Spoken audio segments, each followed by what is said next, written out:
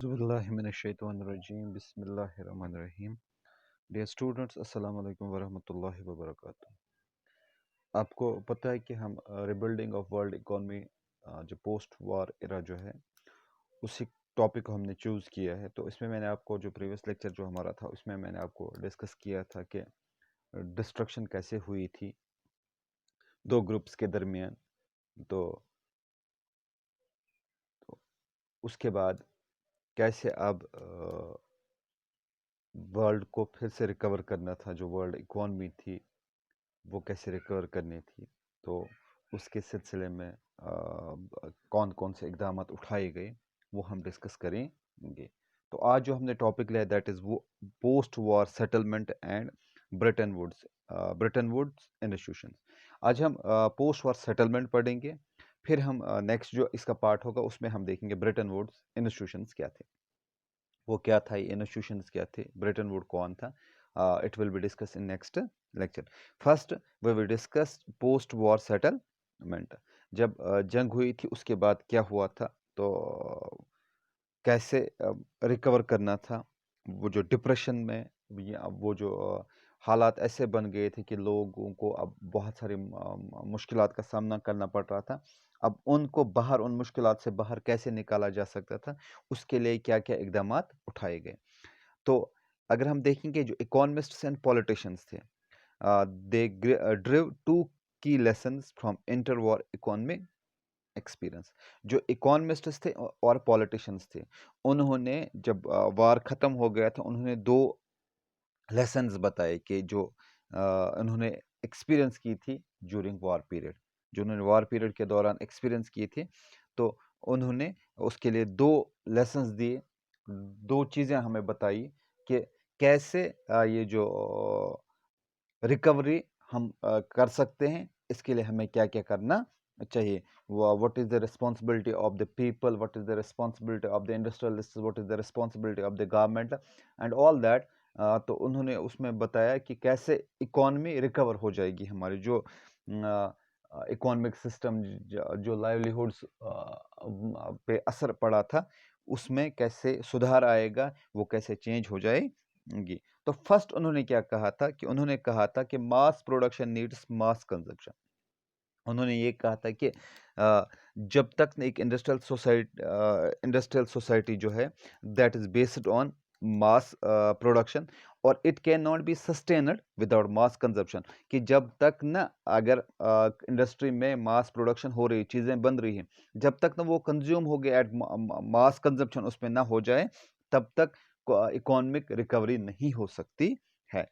तो फर्स्ट उन्होंने क्या दिया था, mass production needs mass consumption. That means कि जितने प्रोडक्ट्स प्रोड्यूस हो रहे हैं, जितनी चीज़ें बन रही है, दे मस्ट बी कंज्यूम्ड। और दूसरा उन्होंने क्या बताया, there was need for high and stable income. High and stable income, high and stable income कैसे हो सकती है, जब मास प्रोडक्शन हो जाएगी, उसके साथ साथ मास कंजप्शन होनी चाहिए। और जब मास कंजप्शन हो जाएगी दैट मीन्स कि स्टेबल इनकम जो थी वो अब स्टेबल हो जाएगी, हाई इनकम हो जाएगी। और इसके साथ साथ उन्होंने और एक बात बताई, स्टेबल इनकम किस लिए, स्टेबल इनकम के साथ साथ उन्होंने ये बताया था कि stable income could not be stable if employment was unstable. तो that means stable income also required full employment. That means full employment लोगों को चाहिए। कि मैं आपको एग्जांपल एक दूंगा कि फुल एम्प्लॉयमेंट का मतलब क्या है। अगर कोई बंदा किसी फैक्ट्री में, किसी इंडस्ट्री में काम करता है, तो वो 2 महीने काम करेगा वहाँ पे, उसके बाद उसको निकाल दिया जाएगा वहाँ से। That means that is not a full employment. जो वो चीज़ें लेता है, जो वो कंज्यूम करता था क्योंकि उसको सैलरी मिल रही थी, अब वो चीज़ें वो नहीं ले सकता है। मैं आपको एग्जांपल एक दूंगा कि अगर मार्केट में 10 रुपये का कोई आइटम उसको मिलता है, वो ले सकता है क्योंकि उसके पास सैलरी है, या वो ईएमआई लोन ले सकता है, कोई गाड़ी ले सकता है, कोई घर बना सकता है। इफ़ वो नौकरी से निकाल दिया जाता है, तो क्या वो चीज़ें फिर कर सकता है? नहीं।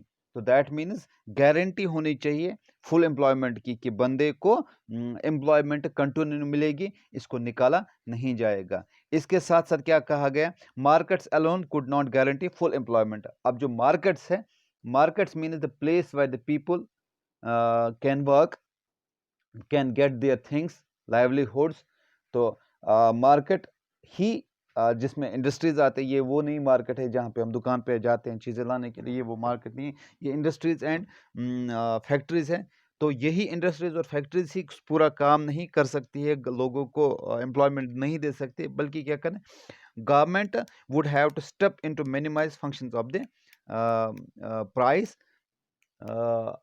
output and employment, economic stability, and economic stability could be ensured through the intervention of the government. तो गवर्नमेंट को क्या चाहिए, गवर्नमेंट को चाहिए कि वो मिनिमाइज करे फंक्शंस ऑफ प्राइस, जो एक तो वो इनकी नौकरी का ख्याल रखें, और दूसरा जो प्राइसेस है उसको स्टेबल करे। मैं आपको एक एग्जांपल दूँ, जो ट्रेड होता है, अब वो इंडस्ट्रियलिस्ट्स खुद ट्रेड नहीं करने चाहिए, जो बाहर से जो चीज़ें आती, government should import the things from other countries by themselves, और उसके बाद अगर वो फैक्ट्री वाले या इंडस्ट्रियलिस्ट्स को दें, और उनके साथ जो प्राइस कंट्रोल वो रहे। और एक और बात उसमें ये रहेगी कि वो बफर स्टॉक रखेंगे कि क्राइसिस ना हो जाए, से कि अगर वो कोई चीज़ लाते हैं तो मार्केट में इसकी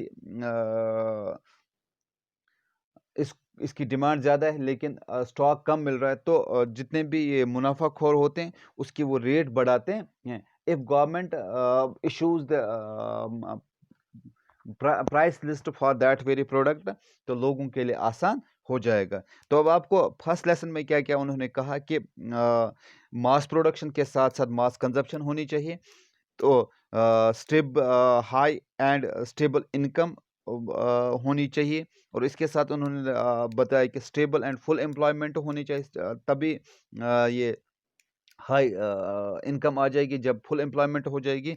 और इन्होंने साथ साथ ये भी बताया था कि मार्केट गारंटी नहीं करेगा फुल एम्प्लॉयमेंट, बल्कि गवर्नमेंट को भी रिस्पॉन्सिबल होना चाहिए, जो फंक्शंस होने चाहिए प्राइसेस की, फंक्शंस ऑफ प्राइसेस, और जो आउटपुट ऑफ एंड एम्प्लॉयमेंट है उस पे गवर्नमेंट को उसका कंट्रोल गवर्नमेंट के पास होना चाहिए। तो ये फर्स्ट लेसन इन्होंने बताया था जो इकोनॉमिस्ट्स थे। और जो दूसरा उन्होंने बताया था, दूसरा क्या था, सेकंड क्या था, countries economy links with outside world. जो मैंने आपको पहले बताया था, जो कंट्री की जो लिंक्स हो, वो गवर्नमेंट उसके साथ लिंक्स गवर्नमेंट डायरेक्टली रखे उनके साथ।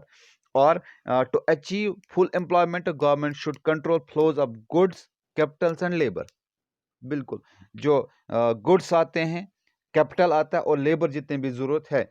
मैं आपको एक बात बताऊं कि अगर किसी कंट्री में यहाँ से लोग जाएंगे जॉब करने के लिए, अगर बाकी कंट्री से वो लोग रिक्रूट करेंगे, तो अपनी कंट्रीज में जो लोग हैं उनको कौन रोजगार देगा? तो दैट मीन्स कि government has to keep their eye on these things, कि जो लोग अपनी कंट्री के लोग हैं उनको पहले फर्स्ट एम्प्लॉयमेंट दें, तब जाके अगर कुछ जॉब्स बचते हैं तो फिर बाकी जो कंट्रीज के लोग आते हैं उनको जॉब्स दें। First preference must be given to their own citizens. तो ये गवर्नमेंट का काम है। मेन एम, जो इसका जो मेन एम है, तो अगर हम बात करेंगे तो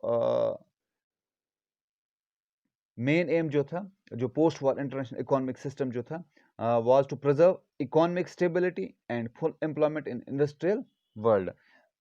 Preserve economic stability and full employment, economic stability होनी और लोगों को full employment मिलनी चाहिए, जो मैंने आपको अभी बताया कि full employment क्या होती है। उसके बाद क्या होता है कि ये एक ही कंट्री नहीं कर सकती, उसको जो बाकी जो कंट्रीज हैं उनके साथ बात करके वो ये काम करेगी। तो इसके लिए क्या हुआ, a framework was agreed upon the United Nations Monetary and Financial Conference held in July 1944 at Bretton Woods in New Hampshire, USA।